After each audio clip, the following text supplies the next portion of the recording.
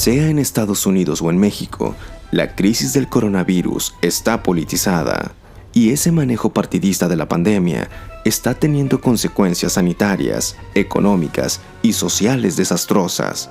Partimos del principio de que frente a la crisis del coronavirus, los presidentes Donald Trump y Andrés Manuel López Obrador parecen cortados con la misma tijera. Ambos son mandatarios absolutistas que asumen que sus opiniones personales definen el rumbo, que manejan otros datos y que ambos insisten en decir que la pandemia ya está dominada. Desde el inicio, Trump y López Obrador minimizaron la crisis sanitaria.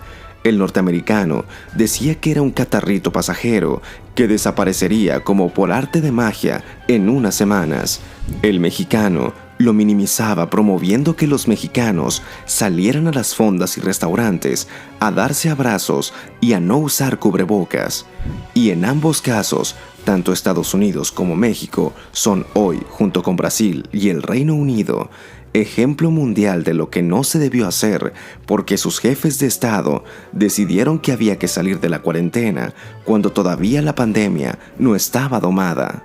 Vean el drama que se vive hoy en Estados Unidos, en donde estados como Texas, Florida y Arizona registran rebrotes del coronavirus que alcanzan hasta un repunte en los contagiados en algunas metrópolis de hasta un 600% en los últimos 14 días. El común denominador es que son entidades gobernadas por republicanos y que por su alineación abyecta a los intereses del presidente Trump, le siguieron el juego de abrir centros comerciales, bares, playas, como si lo peor hubiese pasado. Ahí está el gobernador de Texas, el republicano Greg Abbott, de los primeros que quiso complacer a Trump, abriendo anticipadamente. A finales de mayo, su estado tenía solamente 60,000 casos. Tras la apertura, se elevaron un 60% a 156,000 y la ocupación de camas en hospitales alcanza ya el 97%. Lo mismo sucede en Florida, donde el gobernador republicano Ron DeSantis lanzó ya una alerta por el serio repunte de contagios, 87% arriba en solo 7 días. El 20% de los ciudadanos de Florida con edades entre 20 y 34 años están registrando positivo. Y en los últimos días reportan 9,000 contagios nuevos cada día, más del 200% superiores a los que tenían antes de la apertura. Y también en Arizona, la tasa de contagios en la última semana se elevó en un 90%. El 20% de quienes se practican el test están resultando positivos y el gobernador republicano Doug Ducey ya propone dar reversa al plan de reapertura.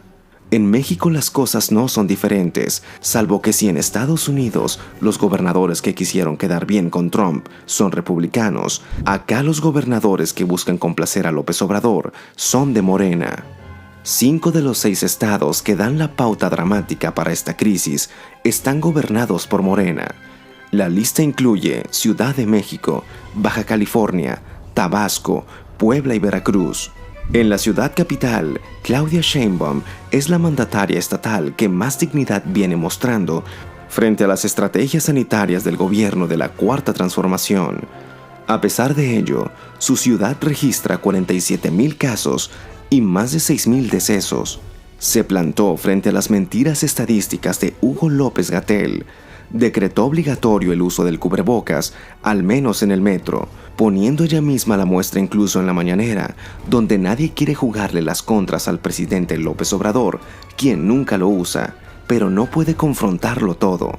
Después de la Ciudad de México, el caso más dramático es el de Baja California, gobernado por el morenista Jaime Bonilla. Con 8,755 casos, su crisis radica en el índice de letalidad. Tiene 1,850 muertos, lo que significa una letalidad arriba del 20%. Y no son distintas las cifras en las entidades morenistas gobernadas por el poblano Miguel Barbosa, el veracruzano Cuitláhuac García y el tabasqueño Adán Augusto López.